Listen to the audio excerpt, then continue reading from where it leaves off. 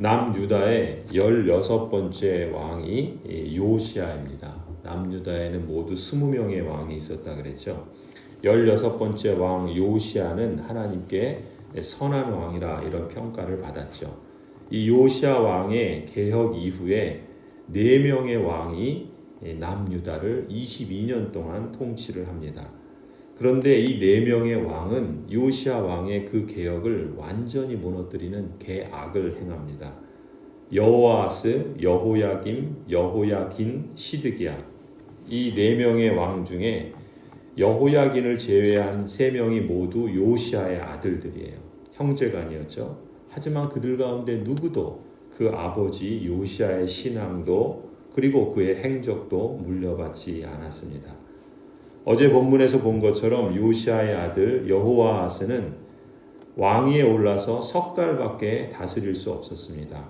그 짧은 기간에도 여호아스는 여호와 앞에 악을 행하였다라는 평가를 받아요. 여호아스 왕이 심히 포악한 폭군이었던 것 같습니다. 에스겔 선지자는 19장에 보면 이 여호아스를 가리켜서 사람을 움키는 사자의 새끼다 이렇게 악평을 합니다. 이집트는 반애굽 정책을 펼친 이 여호아스를 폐위시켜요. 그리고 이집트 왕 느고는 이 여호아스를 하마 땅 림나에 가두고 유다에게 남유다에게 은 100달란트와 금 1달란트를 벌금으로 내게 합니다. 그래서 이집트 왕 느고는 유다의 왕을 감금한 것으로 만족하지 않고 이집트 땅으로 잡아가죠. 그리고 여호아스는 이집트에서 생을 마감합니다. 이 이집트 왕 느고는 여호아스 대신에 그 형제 엘리야김을 이제 새로운 왕으로 유다에 앉힙니다. 그의 이름이 이제 엘리야김인데 이 바로 느고가 그의 이름을 여호야김이라고 바꾼 것이죠. 이 남유다의 18번째 왕이 여호야김인데 그는 처음에는 이제 바로가 이집트의 왕이 그를 왕으로 세웠기 때문에 어쩔 수 없이 친애굽 정책을 필 수밖에 없었죠. 그런 점에서 유다의 왕이긴 하지만 결국 애굽의 앞잡이 노릇을 하게 됩니다. 그런데 이 여호야김이 11년 동안 남유다를 다스리는데 그 역시도 여호와 보시기에 악을 행할 뿐이었습니다. 당대 예레미야 선지자가 이 여호야김에게 이집트를 좇지 말고 바벨론에게 항복하라 그렇게 말씀을 전하죠. 하지만 여호야김은 이 유다의 심판 도구인 바벨론에게 항복하라는 이 예레미야 선지자의 권면을 무시하고 말씀을 불태우는 그러한 악행을 저지릅니다. 결국 주전 605년에 바벨론의 느부갓네살 왕이 남유다를 침략하죠. 느부갓네살 왕이 남유다를 3번에 걸쳐서 침략을 합니다. 첫 번째 침략이 바로 이 여호야김 때 주전 605년에 있었던 것이죠. 그때 느부갓네살은 여호야김을 쇠사슬에 결박해서 바벨론으로 끌고 가요. 이때 이제 우리가 잘 아는 다니엘과 세 친구들도 이러한 같은 귀족들도 바벨론의 1차 포로로 끌려가게 되는 것입니다. 느부갓네살 왕은 그뿐만 아니라 예루살렘 성전에서 거룩하게 성별된 그 기구들 그것들도 바벨론으로 가져가서 그들의 신당에 두게 하는 이런 수치를 당하게 합니다. 하나님 앞에 성별된 사람이든 기구이든 원래 있어야 할 자리에 있지 않으면 더 이상 거룩하다 할 수 없겠죠. 하나님의 사람이 순종하지 않는다면 하나님의 사람으로서 부끄러운 것이고 성별하여 쓰임받던 기구들도 성별되어 쓰이지 않는다면 하나님을 예배하는 기구가 아니라 오히려 우상을 예배하는 물건으로 전락하는 법이죠. 이렇게 여호야김의 뒤를 이어서 이제 그의 아들 여호야긴이 이제 왕이 됩니다. 그러니까 남유다의 19번째 왕이 여호야긴인데 이 여호야긴은 8살의 왕이 됩니다.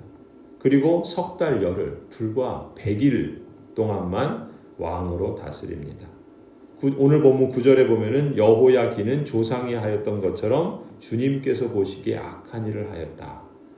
8살의 왕이 돼서 100일 동안 통치를 하는데 그 어린아이가 뭘 안다고 어떻게 여호와 보시기에 악을 행했는지 참 도무지 알 수가 없습니다. 주전 597년에 느부갓네살 왕이 두 번째로 남유다를 침공합니다. 여호야긴 왕 때의 일이죠. 그래서 예루살렘을 함락시킵니다. 그리고 이 왕과 왕의 어머니 그리고 여러 신하들 그리고 지도층의 인사들을 바벨론으로 포로로 끌려갑니다. 이때 선지자 에스겔도 포로로 끌려가게 되죠. 오늘 13절을 보면은 느부갓네살 왕은 주님의 성전 안에 있는 보물, 왕궁 안에 있는 보물들을 모두 탈취하여 갔고 이스라엘의 솔로몬 왕이 만든 주님의 성전의 금그릇들을 모두 산산조각 내서 깨뜨려 버립니다. 그런데 그 다음 기록이 놀랍죠. 이것이 다 주님께서 미리 말씀하신 대로 된 일이다 라고 기록합니다. 하나님께서 친히 만들라 명하신 대로 만들어진 것들을 하나님께서 말씀하신 대로 그 모든 것들이 다 산산조각 나서 깨뜨려 버립니다. 이것은 이 기구들이 깨뜨려진 것도 그렇지만 이 하나님의 언약 백성들이 다 깨어지는 것을 보여주는 것이죠. 14절 보면은 더욱이 그는 느부갓네살은 예루살렘의 모든 주민, 관리와 용사 10,000명뿐만 아니라 모든 기술자와 대장장이를 바벨론으로 사로잡아 갑니다. 그래서 이 예루살렘 땅, 이 남유다 땅에는 가난한 사람들 말고는 하나도 남지 않았다라고 기록을 하죠. 그리고 이어서 왕이 되는 사람이 남유다의 마지막 왕, 20번째 왕 시드기야예요.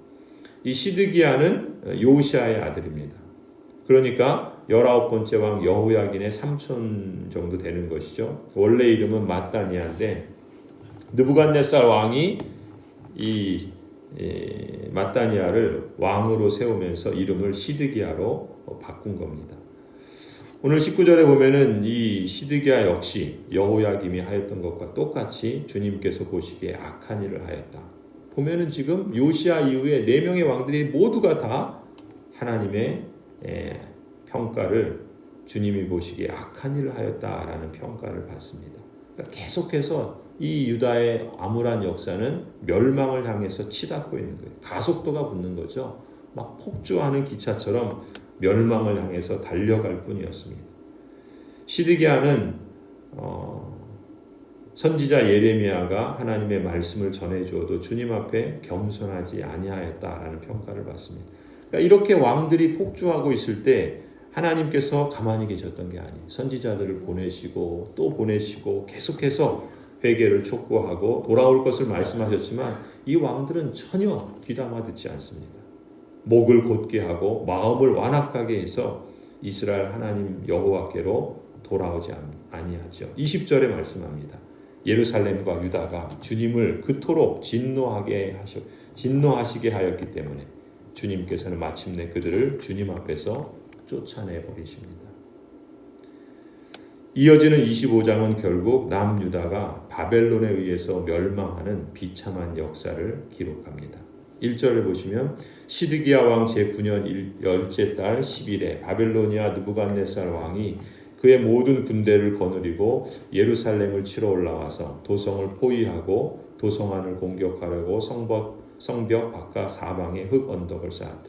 이때가 주전 588년이에요. 그러니까 느부갓네살이 3번 남유다를 침공하는데 이게 이제 3번째 침공한 때입니다. 2절에 보면 그리하여 이 도성 예루살렘 도성은 시드기야 왕 제11년까지 포위되어 있었습니다. 이때가 주전 586년이에요. 남유다는 주전 586년에 멸망하게 됩니다. 3절 그의 넷째 달 9일이 되었을 때 도성 안에 기근이 심해져서 그 땅 백성이 먹을 양식이 다 떨어지고 말았다. 드디어 성벽이 뚫리니 이것을 본 시드기야 왕은 바벨로니아 군대가 도성을 포위하고 있는데도 밤을 틈타서 모든 군상을 거느리고 왕의 정원 근처 두 성벽을 잇는 통로를 빠져나와서 아라바 쪽으로 도망하였다. 그러나 바벨로니아 군대가 시드기야 왕을 추격하여 여리고 평원에서 그를 잡으니 시드기야의 군사들은 모두 시드기야를 버리고 흩어졌다. 바벨로니아 군대가 시드기야 왕을 체포해서 리블라에 있는 바벨로니아 왕에게로 끌고 가니 그가 시드기야를 신문하고 시드기야가 보는 앞에서 그의 아들들을 처형하고 시드기야의 2 눈을 뺀 다음에 쇠살로 묶어서 바벨론으로 끌고 갔다.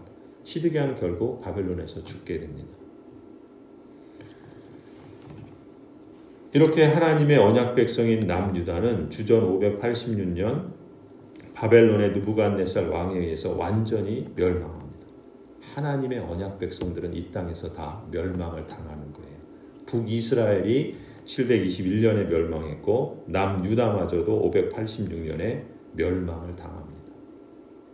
예루살렘 성전이 무너지지 않을 거다. 하나님의 백성은 괜찮을 거다라고 말했던 이러한 그들의 생각은 다 헛된 것이었습니다.